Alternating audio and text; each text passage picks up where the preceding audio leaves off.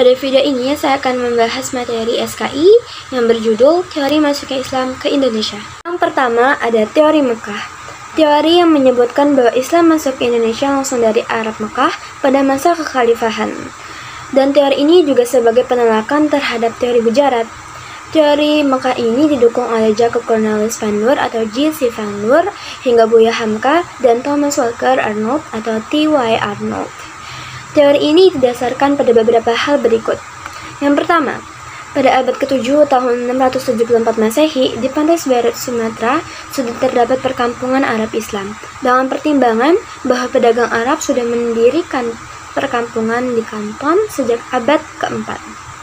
Yang kedua, Kerajaan Samudra Pasai menganut mazhab Syafi'i. Dalam hal ini, pengaruh mazhab Syafi'i yang terbesar pada saat itu ada di Mesir dan di Mekah.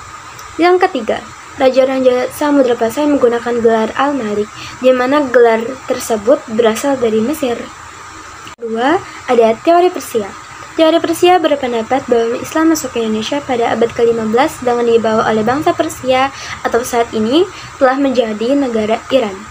Umar bin Hussein dan Husainuddin Jajaningrat berpendapat bahwa Islam masuk ke Nusantara melalui para perdagangan yang berasal dari Persia, bukan dari Gujarat. Jajaningrat juga berpendapat jika teori Persia ini selaras dengan asal mula masuk ke Islam ke Indonesia. Hal ini dikarenakan, menurut Jajaningrat, kebudayaan Islam di Nusantara memiliki banyak kesamaan dengan kebudayaan Islam di Persia. Teori Persia ini juga didasarkan oleh beberapa hal. Yang pertama, peringatan 10 Muharram atau Hari Asyura, yaitu memperingati peninggalannya Husain bin Ali atau cucu Nabi Muhammad SAW yang sangat dihormati oleh kaum Syiah. Di Sumatera Barat, peringatan ini disebut dengan upacara tabuik atau tabut, sedangkan di Pulau Jawa, masyarakat memperingatinya dengan membuat bubur surau. Yang kedua, kesamaan ajaran tasawuf yang dianut oleh Syekh Siti Jenar dengan seorang sufi dari Iran, yaitu Al-Hallaj. Yang ketiga, penggunaan istilah bahasa Persia dalam sistem mengeja huruf Arab untuk tanda-tanda bunyi harokat. Selanjutnya, yang ketiga, ada teori Gujarat. Teori ini mengemukakan bahwa Islam masuk ke Indonesia pada abad ke-13 oleh bangsa Gujarat dari India. Teori ini dicetus oleh G.Y.G. Drewes dan dikembangkan oleh Snouch Hurgrange. Dengan teori ini didasarkan oleh beberapa hal berikut. Yang pertama, kurangnya fakta yang menjelaskan peranan bangsa Arab dalam penyebaran agama Islam di Indonesia.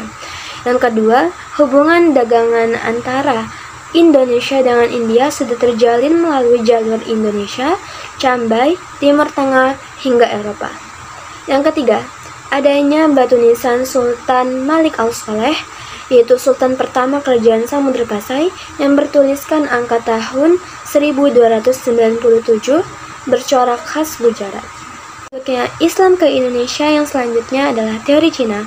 Teori ini dicetus oleh Slamet Mulyana dan Sumanto Al-Qurtubi yang menyebutkan jika Muslim Cina datang ke Indonesia dan mengajarkan ajaran Islam pada penduduk Indonesia. Pengaruh Cina dalam penyebaran Islam di Indonesia bisa kita saksikan pada bukti-bukti berikut. Yang pertama, adanya perpindahan orang-orang Muslim Cina dari Kanton ke Asia Tenggara, khususnya Palembang, pada tahun 879 Masehi. Yang kedua, terdapat masjid tua berarsitektur Cina di Tanah Jawa, Raja pertama Demak yang merupakan keturunan Cina, yaitu Raden Patah. Yang ketiga, gelar Raja-Raja Demak yang ditulis menggunakan istilah Cina. Yang terakhir, catatan dari Cina yang menyatakan bahwa pelabuhan-pelabuhan di Nusantara pertama kali diduduki oleh para pedagang Cina. Berikut penjelasan mengenai teori-teori masuk ke Islam ke Indonesia. Semoga bermanfaat. Assalamualaikum warahmatullahi wabarakatuh.